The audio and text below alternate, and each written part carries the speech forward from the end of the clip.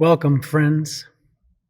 What better time than now to gather to talk about policing?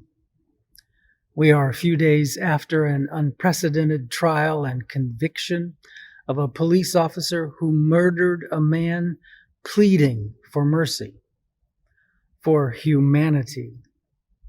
George Floyd's life was stolen, terminated. We can only hope he is in a realm beyond our knowing, in a peace beyond our understanding. Within minutes of the verdict, a teenaged girl was shot and killed by an officer shown in a harrowing body cam that includes an image of a black man kicking a young black woman while she was lying on the ground. The complexity of the issues we face demand so much more than the crushing violence of a police force trained to kill when they do not understand what they see. Welcome to this effort to peel back the covers on the deadly practices that perpetuate systemic oppressions rooted in our history and normative in their destructive power. Welcome to this essential conversation. Riverside is honored to partner with Justice Aid and to support the PACE program of the Neighborhood Defender Service. I'm Michael Livingston, the Interim Senior Minister here at Riverside. Let us pray. God of many names and forms, be among us in these moments of song, spirit, and challenge, this call to action. Let those who speak share their wisdom, their experience, their passion for changing the structures that demean, devalue, and destroy human lives. Let those who listen deepen their knowledge and be inspired to continue to make what we know of as policing today a relic of an empire whose only hope of transformation lies in the leadership of the very communities it has exploited since before its founding. Amen. Amen. With heartfelt thanks to all in the Riverside Church community for allowing us to be in this hallowed space for the third time, Justice Aid is glad to welcome everyone to this vital conversation on racism and policing. The police system is not broken. It is working exactly to its intended purpose of protecting property and privilege. Over-policing devalues and punishes minority lives and minority communities. Policing is protected by privilege, and privilege is what policing protects. This is dead wrong.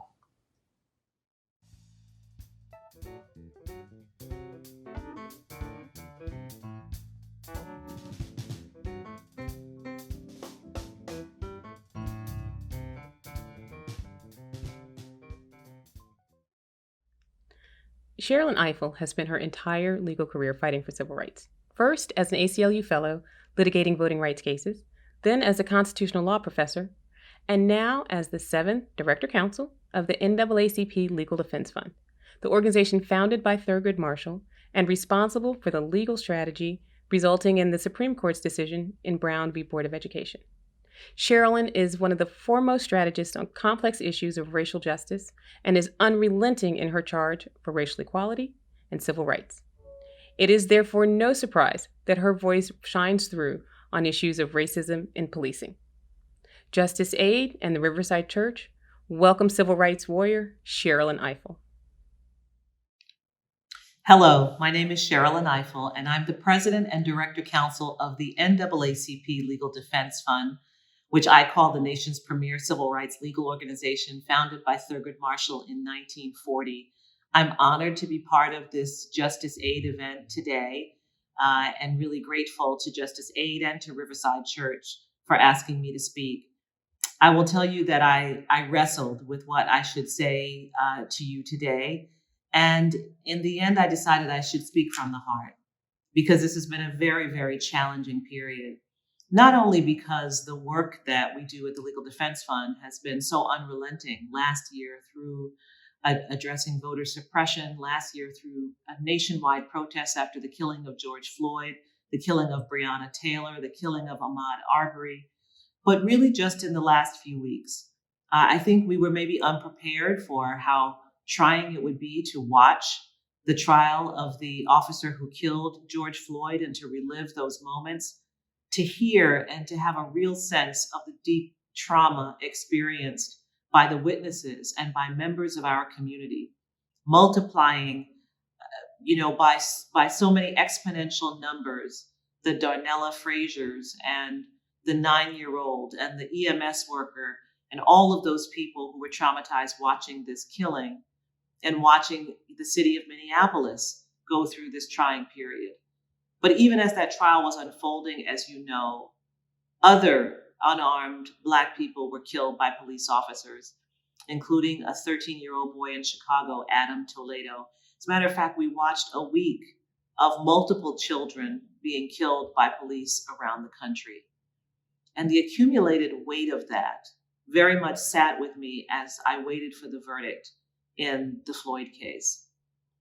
What was most disturbing for me was when we heard that the jury had reached a verdict, and we were now waiting for about, an hour and a half until the jury returned so that we could hear what the verdict would be. The heaviness that I think so many of us felt, not just me, the anxiety, the sense that we weren't sure what was going to happen. I will say it was a powerful moment of shaming, not for me personally, but shaming, in my view, for our profession, the legal profession, and for our country. We weren't certain what the outcome would be. We weren't certain because we saw the officer who killed Philando Castile not far away from where George Floyd was killed several years ago. We saw him acquitted. We saw the jury hung in the case of the officer who chased down Walter Scott in that park in North Charleston and shot him. We saw no charges brought against the officer who killed Eric Garner. We saw the acquittal of Officer Betty Shelby, who killed Terrence Crutcher in Tulsa, Oklahoma, and on and on and on.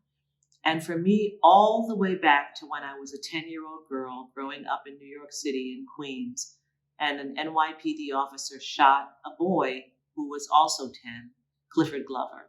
That was my first exposure to the issue of police violence against unarmed African Americans, the shooting of a boy who was the same age as me, and the story of that shooting never left me, and it's been decades.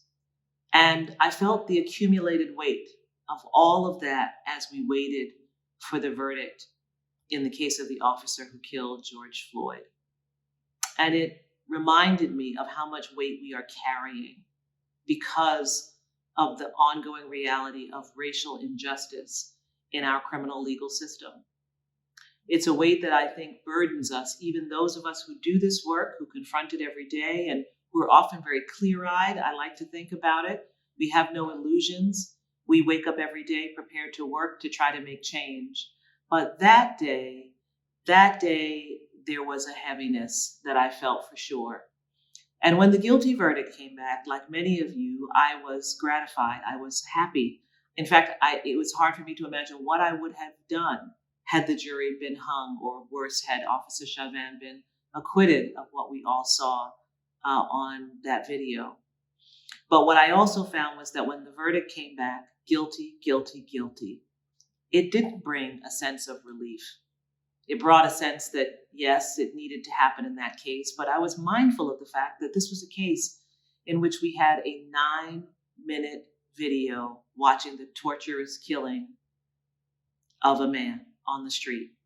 We had a circle of witnesses who watched and who testified at the trial.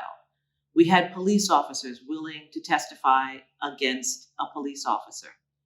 These are the rare ingredients in cases when there are police killings of unarmed Black people. And so I was aware that although there was a guilty verdict in the case, this was a most unusual case.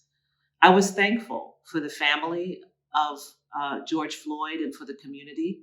I was thankful also that the age-old tactics of demonizing the victim, of suggesting somehow that George Floyd brought his own death on himself, that those tactics in which the Black victim is somehow treated as some superhuman threat, the tactics that were used in the Rodney King case and the Eric Garner case and so many others didn't work. I was gratified. But I also was freshly aware of the weight we carry, of how much more there is to do. And that's what I want to say a word to you about today, and then leave you to the rest of this important conversation. Many of us have been working on issues of policing for a very long time, and we have seen it all. But I do think we are at a very different moment in policing in this country, in law enforcement in this country. We are at the moment where we realize that the system is fundamentally broken, that reforming it around the edges won't work. And while that is a very heavy reality to face, in it is also an extraordinary opportunity. We have an opportunity to reimagine what public safety should be like. We have an opportunity to imagine what it would mean to have a public safety regime that was not imposed violently on our communities, but that emanated from our communities and that tapped into the resources of our communities. A public safety system that had built into it the humanity and dignity of Black people, that recognizes Black children as children, that treats those suffering from mental illness as people who are suffering from mental illness and need help, that does not make homelessness a rationale for violence or for killing. We have the opportunity to think afresh about what we really want and to build towards it. Now, many people will say that this or that tactic won't work. And the truth is, none of them will work independently. It's going to require us bringing all our talents to bear.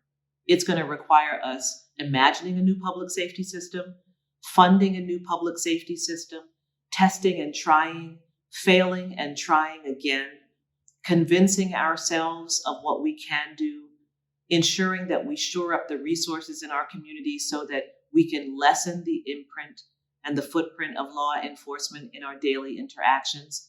But it's also going to require us, in the meantime, to ensure that we have built in transparency and accountability for those who operate in our current public safety system or our current law enforcement system. And so it's going to be important for us to do more than one thing at a time. We're going to have to build something new while we also insist on standards, transparency, and accountability in the existing system. This is going to be challenging and difficult, but I think this is the time like never before. I think we have never been in a place in this country in which so many people can see how broken the system is and the toll that it takes on us as a community and in our country. And so I'm encouraging you to keep an open mind, to be prepared to tap into our deepest creativity and imagination as we think about what comes next, but also to be unafraid to step into the unknown and to try new things, to recognize that sometimes the worst happens to show us that we have to be courageous to step into something new and fresh. At the NAACP Legal Defense Fund, we're prepared to do that. Our Justice in Public Safety project is working on a number of fronts to shore up community groups, to shore up new ideas and new thinking about public safety, but also to pass critical legislation that will hold officers who engage in misconduct accountable. Also to ensure that we use the resources of the legal system to protect against unconstitutional policing. All of those things have to happen at the same time. You're going to hear more today from those who've been doing this work. I'm very grateful to you for the opportunity to talk with you today. I want you to be encouraged in a sober way. This is a very sobering subject, but to be encouraged to believe that we can build something better. This is our civil rights moment. This is our civil rights issue.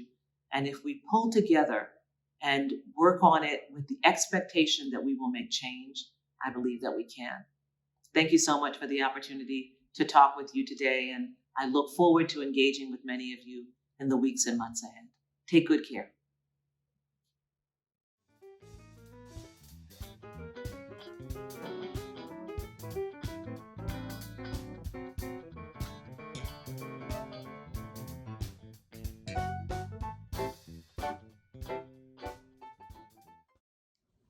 In the spirit of beloved community, I want to thank you for joining us. I'm Dr. Cameron Van Patterson, father and Justice Aid Board member, and I am pleased to introduce Representative Cori Bush, the U.S. Congressional Representative from the 1st District of Missouri, which includes St. Louis. Representative Bush is a lifelong advocate for social justice. Her interest in politics began after the 2014 protest in Ferguson, which was a pivotal moment in the Black Lives Matter movement, in which she worked as a triage nurse and organizer. Additionally, Representative Bush is a pastor and a Nonviolence 365 ambassador with the King Center for Nonviolent Social Change. Finally, I want you to know how honored we are to be joined by Representative Bush for this fiercely urgent conversation about police accountability, racial justice, and the structural transformation of policy and practice throughout our criminal legal system. Please join me in welcoming Representative Cori Bush. Hello, everyone. I'm Congresswoman Cori Bush, and I am so proud to be joining you as the St. Louis Congresswoman. Thank you so much to each and every single one of you for coming together in community today. I have the honor and privilege of representing Missouri's 1st District in Congress, the district where I was born and raised. Like many communities in this country, my community in St. Louis is struggling under the weight of community violence because of decades-long policies that have inflicted harm on our people and left our neighborhoods under-resourced. St. Louis leads the nation in police killings, a heartbreaking and gut-wrenching reality that must be solved urgently. As a politicist, a politician, and an activist, I often reimagine a society that loves humanity, cares for its communities, and truly keeps our children safe. A world in which we remove police officers and metal detectors from our schools and invest in more nurses and guidance counselors. A world where we stop criminalizing sex workers, the unhoused, people with mental illness and substance use disorders, and one where we instead guarantee that every person in America can live a joyous and a decent life. As Vice Chair of the House Judiciary Committee on Crime, I will continue to work in partnership with my community and my fellow Congress members to ensure that we reduce harm and dismantle systemic and racial injustice wherever it exists in our country. It is a moral imperative that we lead with radical love to demand and deliver justice. It is that radical love that I carry with me in the halls of Congress, and it is in the spirit of that love that I invite you to join me. Let's lock our arms together and carry on in our struggle to help with bending the arc of the moral universe a little more towards justice today and every day. Because with love in our hearts, we will transform our world, and the sky will not even be our limit. Hello, I'm Heather Pinckney, and I serve on the board of Justice Aid. Each year, we work to raise awareness around a pressing issue of justice, and we partner with another organization that is doing effective work in that area. This year, our focus is police accountability, and we are honored to introduce you to our 2021 grantee partner, Neighborhood Defender Services, located in Harlem and Detroit. NDS is the gold standard in community-based and holistic public defense.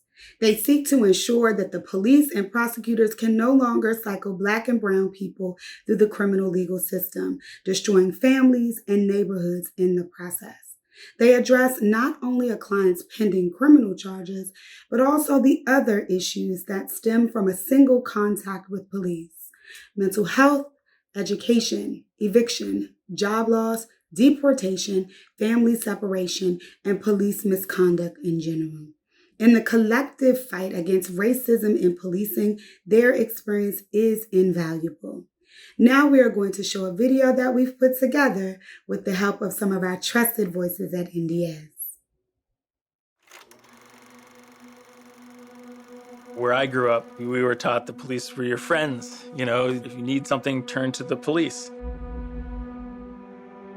The earliest police forces were slave patrols, designed to capture and return black people to their white owners. Centuries later, white Americans feel safe with police, while black and brown people still feel hunted. Most white people, the only time they've ever been stopped by the police is when they were speeding. They got a ticket and they went on their way, paid it, and that was the end of it.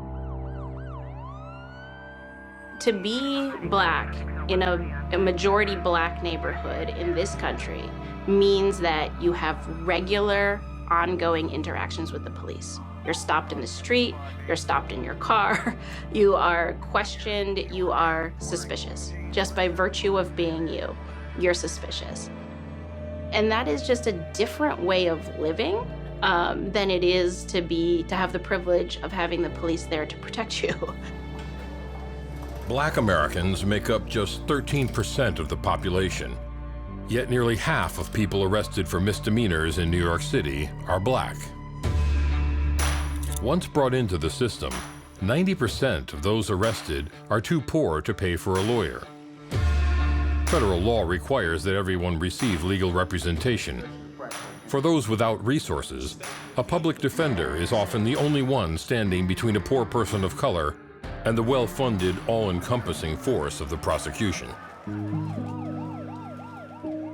Once you're in the system, it impacts your life in every direction. If the arrest is drug-related and you're living in New York City housing, they will evict you, your family, and bar you forever. If the incident happened in your home and a child was there, an ACS claim will immediately be filed. They will try to take your children away. One thing that I think shocks people when they go into court for the first time in Manhattan, and I'm sure many other places as well, is just how sort of in your face the racism is. You could sit in criminal court for a morning in lower Manhattan and just watch in front of you the destruction of the black family. You couldn't watch arraignments and see black and brown bodies, male bodies largely, being sort of marched through the system. And you could sit there for an hour and you can see them being shackled and cuffed and taken through the system and charged and then taken back into holding cells and then off to jail and prison. And if you leave there and go across the street and sit in family court, you'll watch young black and brown kids being ripped from their parents, being ripped from their mothers, also put into and lost in the foster care system. And then if you spend an hour in housing court, you will see black people being evicted in large numbers from their homes for behavior and for activity that white folks don't get evicted for. So, it's 400 years of this, and it's as it ever was. We're right where we started. Black people have always told of the dangers they face at the hands of law enforcement and the criminal system. But without pressure from those with money and power, the system does not change. The murders of George Floyd and Breonna Taylor seem to trigger a reaction from Americans across a wider spectrum. Many are starting to question how policing is done, how much it costs, and how, as a system, it is failing. Police, fire, and medical. Every time someone reaches out for help in a public safety way, they're not looking for a badge or a gun response. Most times when people call, they would just want help for a loved one. They want somebody who can come and actually be helpful, not someone who's going to hit them over the head, or not someone who's going to arrest them, or not someone who's going to kill them, someone who's going to help them. Good example is the family who calls the police because they have a member of their family who is mentally ill and behaving irrationally, and they don't have any place else to turn. And so they call 911 and the police come. And we've all seen on the news horrible stories in these situations where the police have a very bad encounter with this person out in the community and has led to death in some cases. I'm gonna shoot you! I'm gonna shoot you! Shot fired, shot fired, shot fired! They simply are not equipped to do that work. I was by myself, god damn it, man. And what reallocation of those resources means is let's give the right people the resources to go out and handle those responsibilities. American communities spend nearly $2 trillion each year on policing and incarceration that leaves people more likely to return to the system. Reallocation could create a path for healing in families and communities. It costs over $800 a day to keep somebody in custody at Rikers Island. Over the course of a year, if you took $800, cut it in half. If you took $400 and invested that amount of money into each of the people that you have locked up over the course of time on Rikers Island and, worked on, stable housing, education, job placement, providing treatment facilities, whatever treatments are necessary to have somebody be able to have a stable life, what is the likelihood that they are going to go back to jail? It's so small. It's so small. And if ultimately the goal is, public safety, you've created it. Black and brown people in this country live daily with the terror of a system created with a racist agenda that's never been dismantled. If America is to be a country of justice, the rights written in law must apply to everyone. My son is Black, and the simple fact is that he has a 1 in 3 chance of going to jail and a 1 in 1,000 chance of being killed by the police because of the color of his skin. I want him, to be able to just walk down the street with a group of his friends, and act like a kid. That's my wildest dream, which doesn't feel like it should be a wild dream, but really still is. Justice is about breaking down the systems and the structure that oppress and deny, and recreating and reimagining systems that open the doors. That's all that anybody really wants is family and opportunity and loved one and some security. And that's really what justice is a system that's open to everybody to live that kind of life.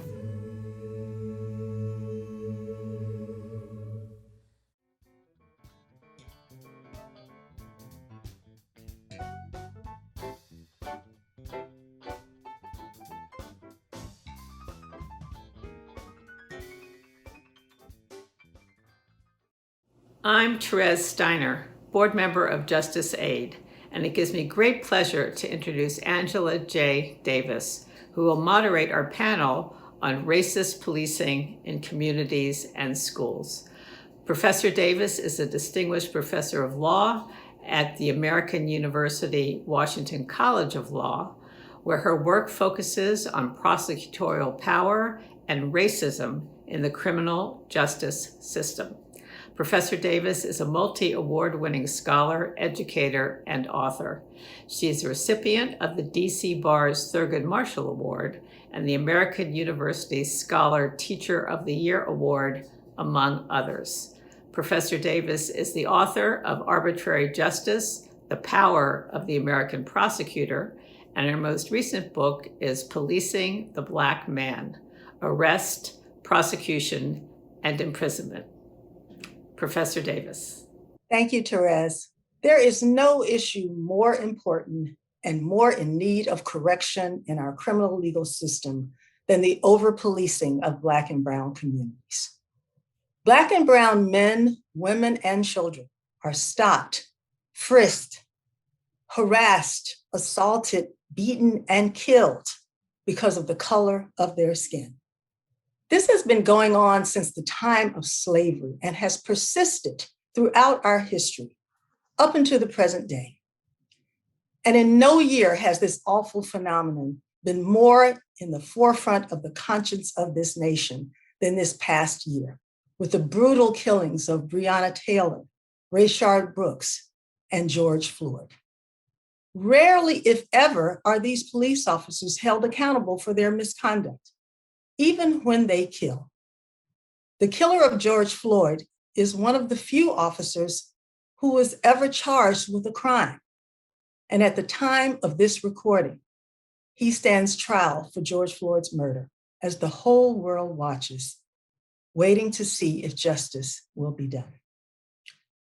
Today, we are fortunate to have three extraordinary leaders who will discuss and shed light on this issue with a particular focus on the overpolicing of Black and Brown youth and the role of public defenders in the empowerment of communities and holding police accountable. Because of time constraints, I will only be able to briefly introduce them and won't be able to tell you about all of their great accomplishments and all of the great work that they're doing. So I urge you to read their full bios. First, Professor Kristen Henning. Professor Henning is the Bloom Professor of Law and Director of the Juvenile Justice Clinic and Initiative at Georgetown Law School. She's one of the nation's leading experts on juvenile justice and the overpolicing of Black and Brown youth. And she's the author of the forthcoming book, The Rage of Innocence: How America Criminalizes Black Youth. We'll also hear from Sally Lee, who is the founder and executive director of Teachers Unite, an organization of public school educators in New York City that collaborates with youth and parents to transform public schools. And finally, we'll hear from Rick Jones, who is the executive director and a founding member of the Neighborhood Defender Service, one of the nation's leading defender agencies and a national leader in the defender community. Chris, I actually want to start with you because actually statistics show that Black and Brown youth are more policed than any other group, even more than Black and Brown adults. Can you talk to us a bit about the impact of this over-policing on our young people? So yes, Angela, I think that most of us know intuitively that policing has a traumatic effect on people of color, right? And particularly given what you just said, that the country watched and is now rewatching George Floyd killed before our very eyes by a police officer.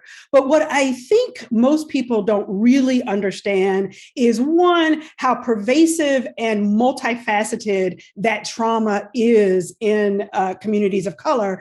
And as you noted, I don't think most people know the unique ways in which policing impacts adolescents and children of color, Black youth in particular. And as a result, most of us don't know how incredibly ineffective many of our current policing practices are in school and with youth more generally. So let's just start with that first point. So when I talk about this notion of policing as traumatic, I want people to think beyond the extreme examples of brutality and to understand the other sources of police trauma.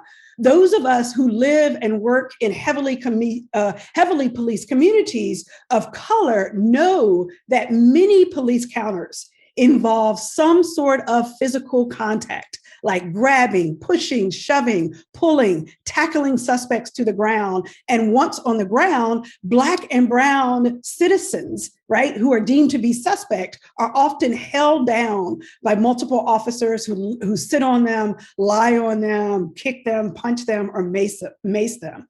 And so then there is this psychological trauma that is even more pervasive than the physical contact. And that is the trauma that arises from the routine police presence in a community. So police cars that are parked on the street corner, routine stops and frisks, young people being told to lift their shirts and show their waistband to see if they're carrying any weapons. And so the young people that I represent in Washington, D.C., live with the pervasive sense that they are constantly under surveillance. And what's fascinating is that there is a growing body of research documenting this extraordinary trauma that policing imposes on Black and Brown children at one of the most important times in their development.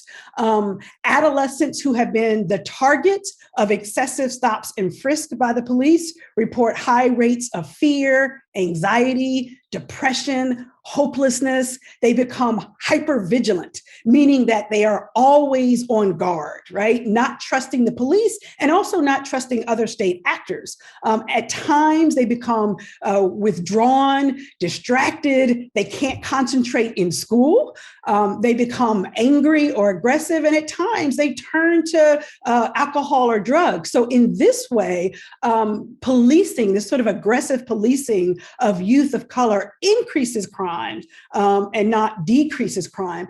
And what's so powerful about this research is that trauma, it shows that trauma occurs not only from being the target of police aggression, the direct target of police aggression, but also from witnessing and hearing about police aggression from family, friends, or someone who's close to them.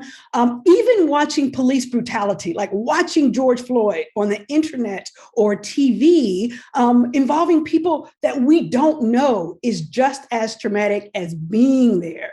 And so there's this significant association, for example, between these, what they call traumatic events online, these traumatic police brutality and depression. Young people experience and re-experience those events as if they were there. And it's important to recognize that this sort of vicarious contact with the police produces the same kind of stress. Just having to worry about being a young person who has to worry about being the victim of police violence is in and of itself a source of stress. And the consequences are real for young people. It affects young people's sleep patterns, their self-esteem, their perceptions about the legitimacy of the police, their perceptions about the law itself, and the long-term, and it affects their long-term physical health. And to just make this real for a second, as a defense attorney, I've been representing children for 25 years. And I tell you, I have always been amazed by how many of my clients I see sleeping in the hallway before a court hearing, not being able to focus on what we are there to do. But as I began really studying the traumatic effects of policing on adolescents, I realized that this isn't just the anxiety of having to come to court that one day, but it is the impact, the consequence of the long-term cumulative impact of stress associated with policing in communities of color. And so basically, young people who experience these types of police encounters also experience a significant disruption in their sleep patterns, meaning either that they can't sleep at all, or that they have very poor sleep quality. And of course, we know that sleep disruption affects everybody's ability to focus and excel in school.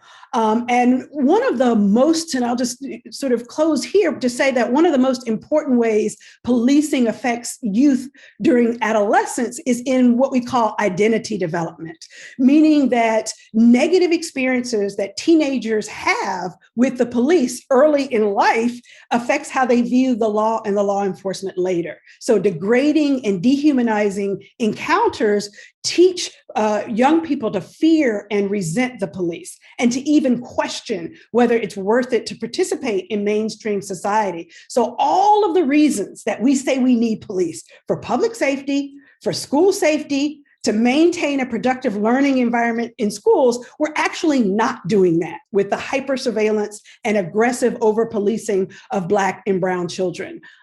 And so there's just so little evidence that police and schools are preventing crime. And in fact, we're showing that we're doing worse by our kids, criminalizing Black adolescents, referring kids to schools, increasing trauma. So it's a real issue for all of us to grapple with. I was struck by the two young women when they testified, just being shown the photograph of that officer. A year ago, they saw this and they just burst, one of them burst into tears and cried, just recounting something that happened almost a year ago. So everything you say makes so much sense. And I look forward to reading more about it in your book. So thank you for that. And you mentioned schools. One of the places police officers most frequently come in contact with young people is in schools. Sally, I want to turn to you because your organization, Teachers Unite, is an ally in the youth-led movement for police-free schools. Why is it important that we have police-free schools? And can our children be safe in schools without police? Thanks for the question. And for that background, Kristen. For a little bit of historical context, particularly for New York City, where I am, the push to police Black and brown young people in schools goes back 100 years. And really, we saw it be institutionalized in 1998 when Mayor Giuliani moved what's called the School Safety Agent Force, or SSAs, transferred them from being under the supervision and administration of what was then the Board of Education to the New York Police Department, the NYPD.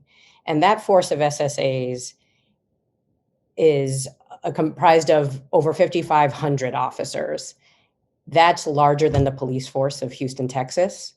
In New York City schools, we have about 2,800 guidance counselors, to give you a sense of the priorities and the differences and how we approach children who are supposed to be learning in our schools. 26% of New York City students are Black, yet 54% of all police interventions in schools are with Black students. 67% of all students in New York City public schools are Black and Latinx. 92% of all who are arrested are Black and Latinx.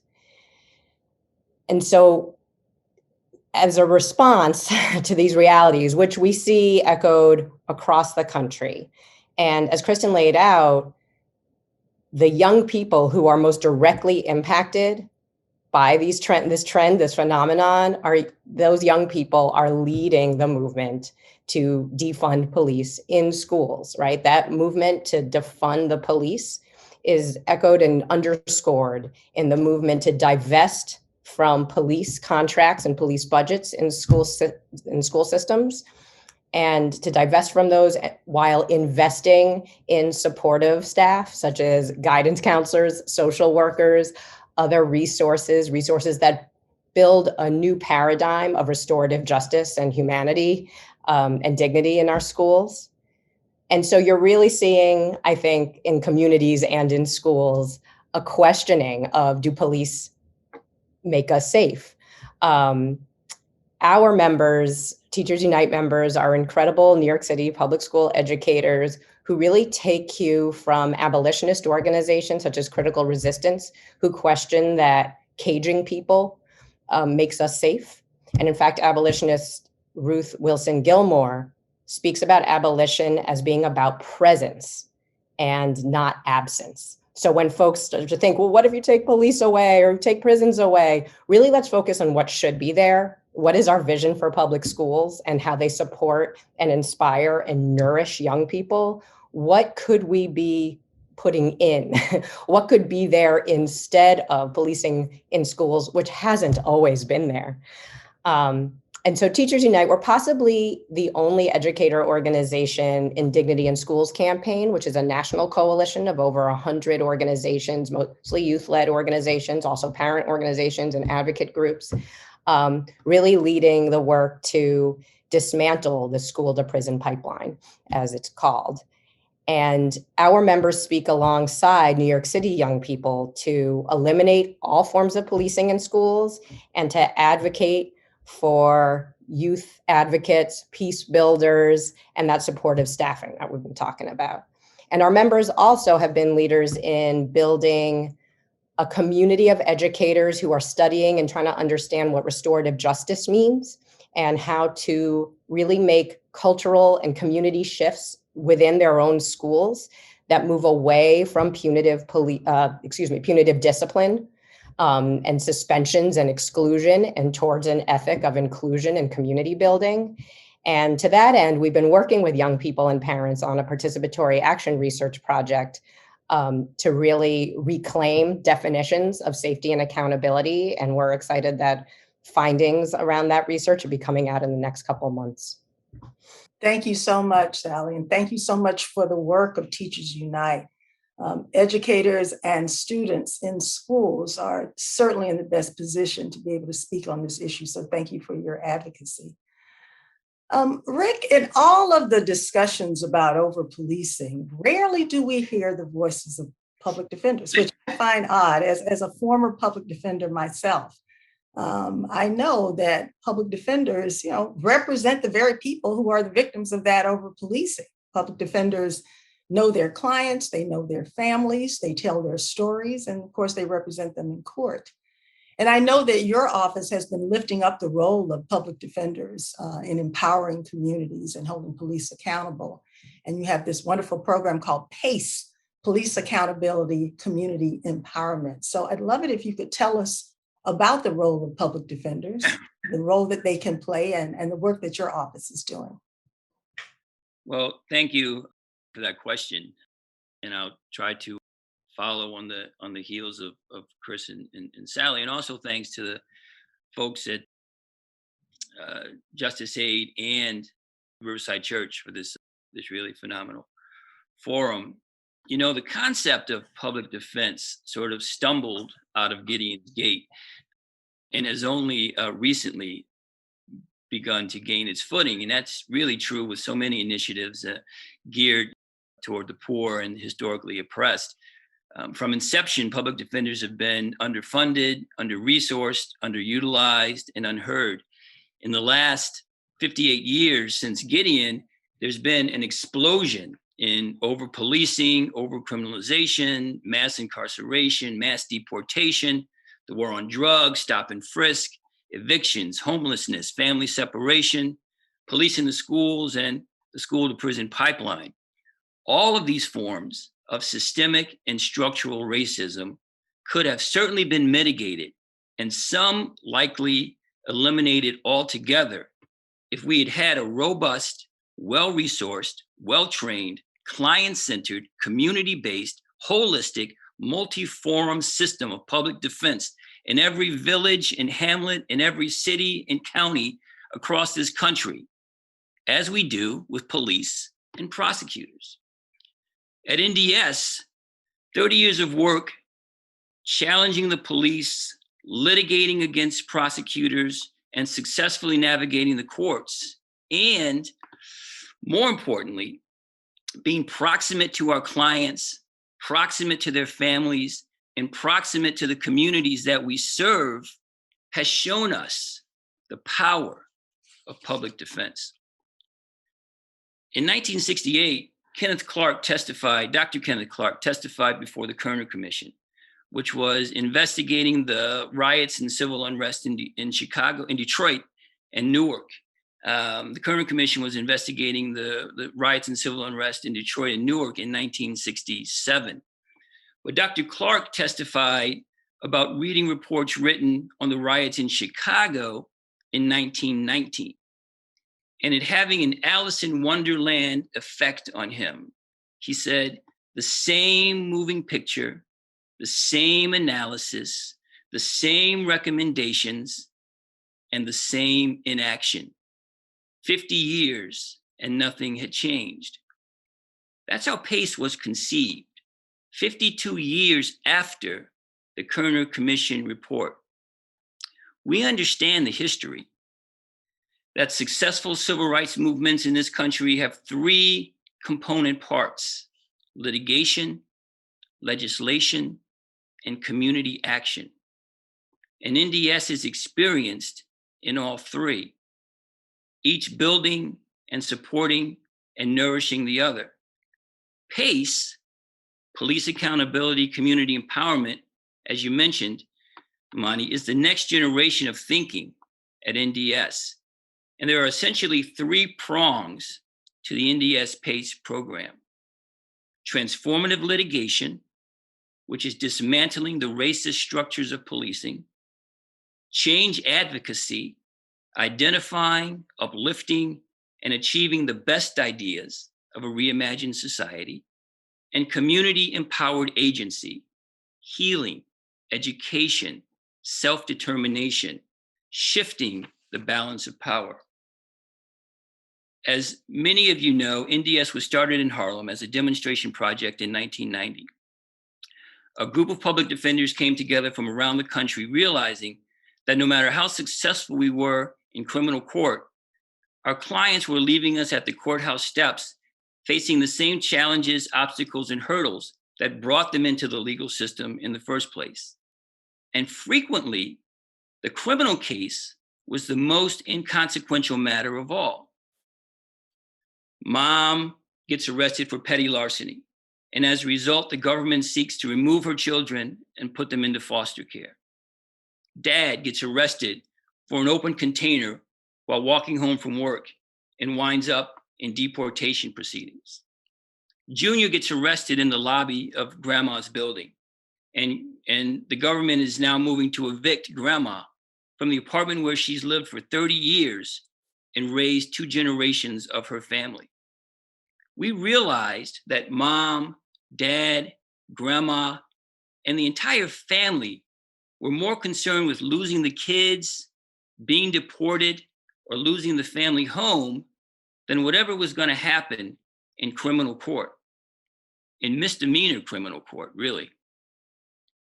And at the same time as these realizations were coming into focus, David Dinkins became the mayor of New York City, the first and only African-American mayor, if you can believe that, in New York City history. And more importantly, a mayor who understood the people, the families, and the communities in Northern Manhattan. So when this idea of NDS, client-centered, community-based, team defense was brought to him, he got it right away and gave us 5 years worth of seed money to test the model. And holistic public defense was born in Harlem. Of course, David Dinkins proved to be a one-term mayor and was followed by a guy named Rudy Giuliani. And as a result of that, NDS spent many years in the wilderness just trying to survive. And the only reason we did survive was thanks to the support of our clients, our families, and our neighbors in Northern Manhattan. Eventually, thanks to term limits, Mike Bloomberg became the mayor, and his administration at least understood the efficacy of what we were doing in Harlem. Fast forward a decade, and we now have the ability to represent more people in Harlem than ever before and have opened a second office in Detroit. But the mission and the vision of NDS has always been to test the model and expand. NDS PACE is the manifestation of that vision. We cannot let this dynamic moment in time go without bringing the full weight and experience of holistic public defense to bear on systems of injustice. We have the tools and the know-how to change the way policing happens in this country, to reimagine the way public safety works, to replace badge and gun impunity with care and repair solutions, to shift the balance of power in historically oppressed communities. We will not let this moment pass. Thank you so much, Rick, for shedding light on the important role of public defenders in this movement in empowering communities and holding police accountable. You all do such important work to fight the harms caused by the over-policing of our communities, but everybody has a role to play. And so I'd love for each of you to talk about what we all can do, what our audience can do. And I'll start with you, Chris. Like, what would you say to members of our audience who want to take action to stop the over-policing of Black and Brown youth? Yes. And so let me just start by saying thank you so much to Justice Aid and Riverside Church for calling for these action items. Because Angela, you're absolutely right. We all can do one thing. Here is my rallying call for the world, and then I'll narrow it down to what you can do. The rally is we all have to radically reduce the footprint of police officers in the lives of Black and Brown children. And so what can you do to help with that? And my one of many suggestions, but one suggestion is this: all of you should contact your lawmakers and ask them to remove police from schools and provide alternatives for school safety, decriminalize normal adolescent behaviors, things like disturbing schools, and to prohibit the use of force in any and all forms with children. So that's my call to action. Pick up your phone, call your lawmaker. Thank you, Chris. And Sally, what can we do to support the movement to remove police from schools? Nationally, wherever you are, look up the youth organizations, the Black youth organizations, the immigrant youth organizations in your area that are working on this, and ask them where they are with their campaigns, where they are on this issue and how to support it. I absolutely echo what Kristen said. Call your lawmakers wherever you are and demand the removal of police from schools. Here in New York City, the current work on the ground is to do that by not just transferring SSAs back to the Department of Ed from NYPD, but to dismantle policing of all kinds in schools. And so you call Mayor de Blasio, who has control of schools. You can call on the mayoral candidates who are running this year and let them know where you stand and where you're hoping they stand on that issue. That's the simplest place to start, I would say. Thank you, Sally. And Rick, what can we do to empower communities and hold police accountable?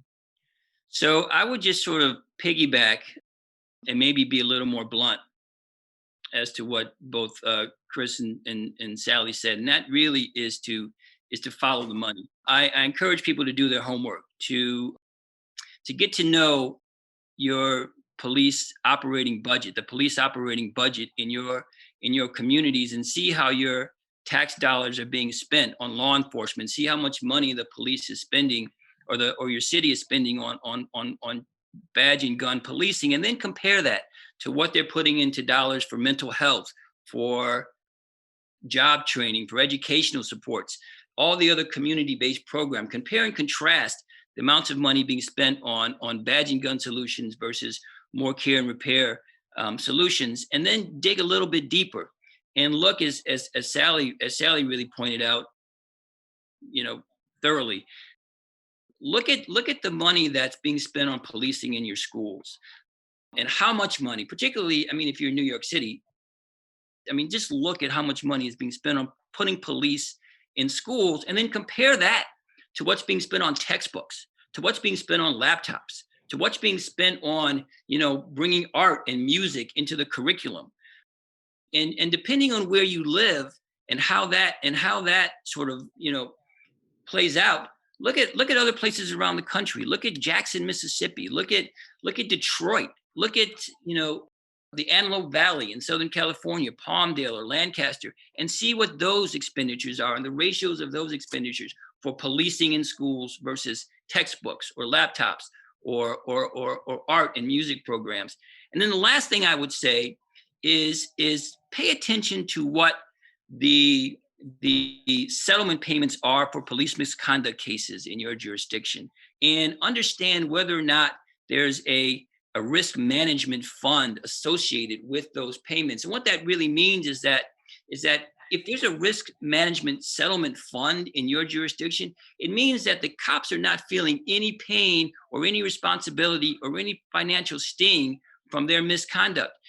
The money that's being used to pay those settlements is not coming from the police budget. It's coming from a separate fund. So you need to understand whether or not there is, how much are being paid every year in police misconduct cases and violence cases, and then understand whether or not it's even that misconduct is even being felt by the officers who are committing it, or by the police departments that are encouraging it or supporting it, or certainly not punishing it. And really understand that and follow the money. And I think if you do that, and if you look at those kinds of things, you will not be able to be helped to help, but be spurred to action. Thank you so much, Rick, and thanks to all of you. My own call to action is very similar. When I speak about these issues, sometimes people feel really overwhelmed. They're thinking, my God, there's so much, what can I do? They feel overwhelmed. And what I say is, everybody can't do everything, but everybody can do something. So pick the issue that you care most about. Join the organization that's working on that issue, or donate to that organization.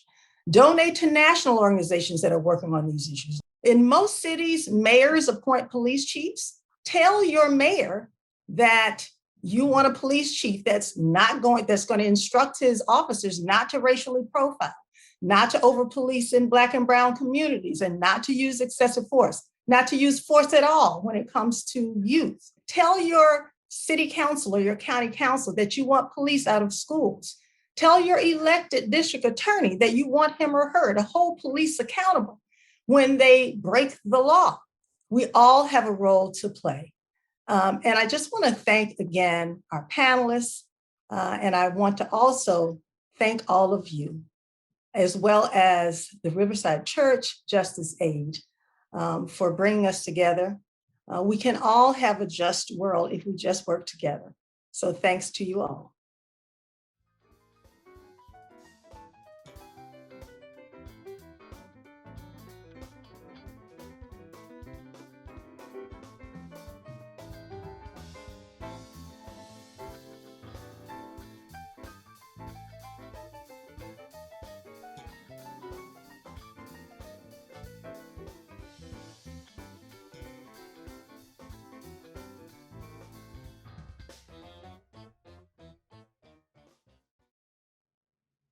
As we reach the end of our program, we know that there is much work left for us to do in order to achieve the system that we all deserve. And so it is with that in mind that I leave you with this benediction. Let us not grow weary in well-doing, but instead let us go out and work towards that day when justice truly does roll down like waters and righteousness an ever-flowing stream. For we who believe in freedom, we who believe in justice, we who believe in righteousness, we who believe in fairness and accountability cannot rest until it comes. So let us leave this place and go out into the world and work as though we are the very answers to our own prayers. And may the God of hope be with you on this journey. In the name of love and in the name of justice, go in peace. Amen.